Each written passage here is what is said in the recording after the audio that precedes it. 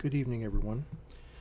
So this is a little later video than what I had hoped to make, but had a lot of business stuff to take care of. So this is our What's on Tap video for Alternate Dimensions for the first quarter of 2021. I will say last year was not a good year. We definitely lost money last year. Um, and we definitely need to turn that around. Um, I have some ideas of how we're going to do that, but just know that we need your support to continue to operate at peak efficiency. We appreciate everything that you guys have been able to do during the pandemic, and we hope as we leave the pandemic later on this year that we'll see you more face to face again.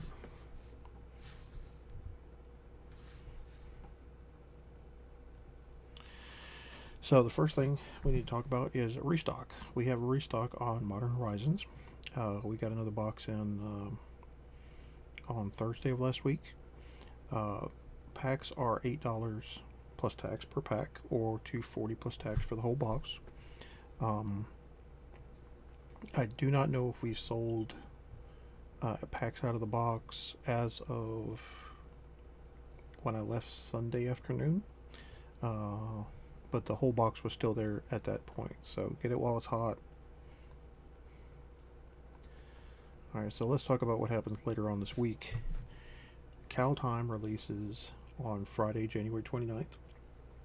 We still have a number of draft booster boxes for $100 plus tax available. We are going to have some of the pre-release packs. I've only ordered one case of pre-release packs, which means there's only 18 of them. We've had a lower demand during the pandemic, so I didn't want to go overboard. But you can pick those up on Friday. Those are going to be $25. That's tax included. The following Friday, February the 5th, you will be able to pick up collector's boosters, set boosters, and each of the commander decks for this set.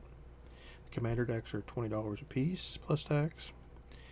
The set boosters are $5 a pack, or $125 for the box. Collector's boosters are $20 per pack, or $2.50 for the box plus tax. I think we're only getting 7. My initial number set a higher count on the collector's boosters. I'm only getting 7 of those, which is a bummer, but I usually get cut back based on the amount that we spend. It's pretty typical for a small game store. I'm hoping that by the next pre-release that we can start to see some ease of restrictions, but we don't know, so at-home pre-release is the only option we currently have for this one. Speaking of announcements, we have been doing a small amount of Pokemon. I have ordered a small amount of the Shining Fates expansion, which releases February the 19th, as well as the March 19th release of Battle Styles. Now, we have also scheduled our first pre-release for Battle Styles. I'm hoping that Pokemon International will allow the event to go on. Based on the global pandemic, we don't know currently, but I do have one scheduled in case there is one. I'm sure we'll have less than I ordered for both of those because the product is really hot right now. A lot of collectors are buying into the game. It's making it difficult for players to buy in. So we're doing what we can with what we have.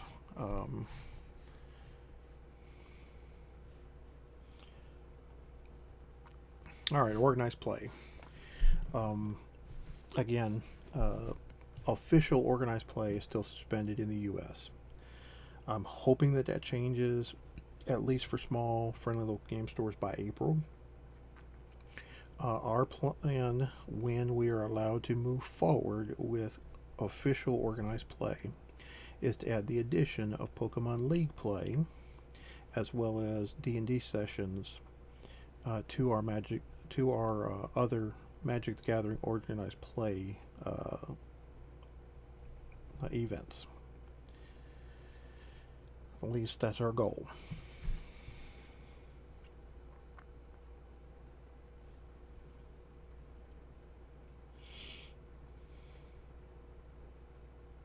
So stick with us and hang tight. I promise as soon as we're given the word that we can move forward, we will start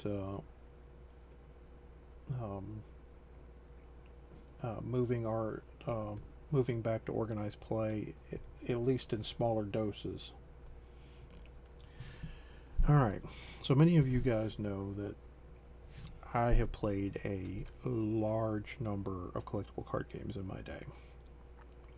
I've also had the opportunity to playtest a number of collectible card games. One of the companies that I've dealt most with is Alderac Entertainment Group, which was notably the company that produced Legend of the Five Rings and Doomtown. One of their games, Warlord Saga of the Storm, was produced by AEG in 2001 and was in print until 2012. It was previously sold from AEG to Phoenix Interactive in 2008. So AEG had it for 8 years, or for 7 years, and then sold it to Phoenix Interactive. They had it for the last 4 years. The game is a D20 based. So it plays more like an RPG. You have things like attack value, multiple attacks, armor, rank, hit points, skill value, your class. These each of these attacks, defenses, and checks are made with a skill value of whatever number plus a d20 roll.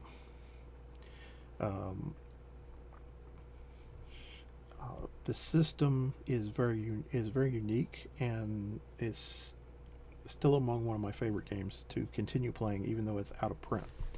11 years in the CCG world is an eternity, and as a matter of fact, at least by my count, only Magic, Pokemon, Yu-Gi-Oh, and L5R. 11 years is the most, only behind those 4 games for being years consecutively in print. The fans of the game contacted AEG, who still owns the rights to the game, even though it's no longer in print.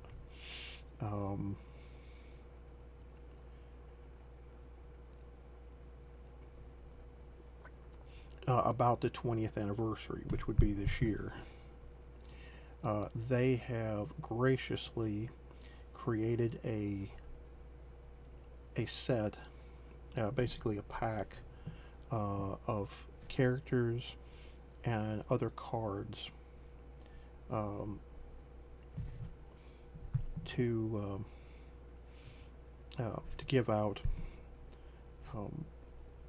in a bundle that they're selling on their website from February 1st to the 5th. This pack is $20, which is incredibly cheap. I think it's 20 cards. You're basically getting a dollar card. Way better value than what you get for Magic. And it's sort of their gift to the players. Later on this year, I hope to have some events with the game. There's a number of players in the local area that I used to play with that they still live here. And I'll be ordering extra copies of the packs, so we'll use those for things like price support. And anyone who's interested, this game is fairly cheap to play, because of being out of print and there not being a high I won't say high quantity, but what's the word I'm looking for? High demand for the singles, means it's fairly cheap for most people to play. So if you're interested, you are welcome to join us. Be happy to teach you. As far as the gameplay itself, it uses what they call a rank and file system. Now, I will tell you this is a grainy image because literally they were all small images, and so it had a very low resolution. But this is basically how the game starts. You start the game with 3 characters of rank 1. See if I can go back. Your rank is listed here. Your class is listed by a symbol. In this case, fighter has a gauntlet, rogue has a glove, wizard has a scroll, etc. You have attack values, first attack, second attack, third attack. These are your modifiers. Armor class, skill value or skill check value, and then hit points. You start the game with 3 level 1 characters of your faction, 2 level 2 characters of your faction, and then your warlord.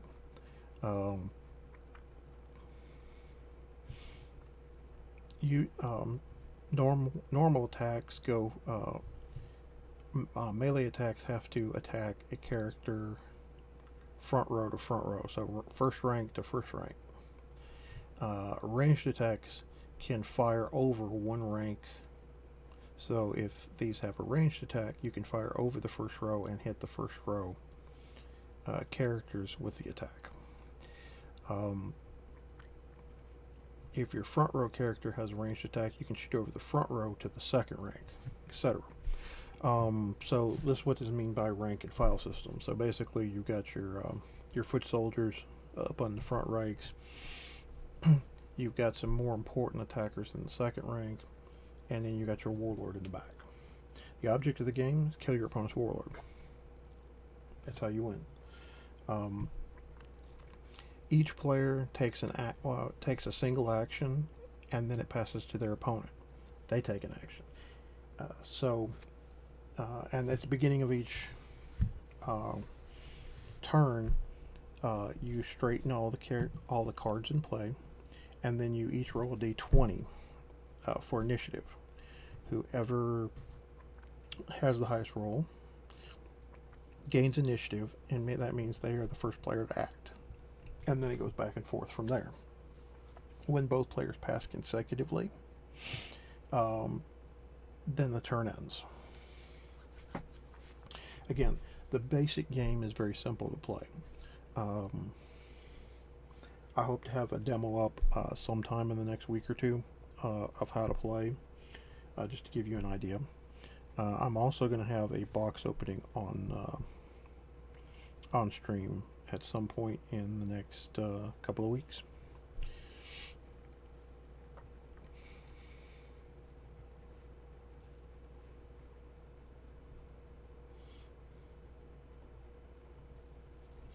Alright guys, that is it for this episode of What's on Tap.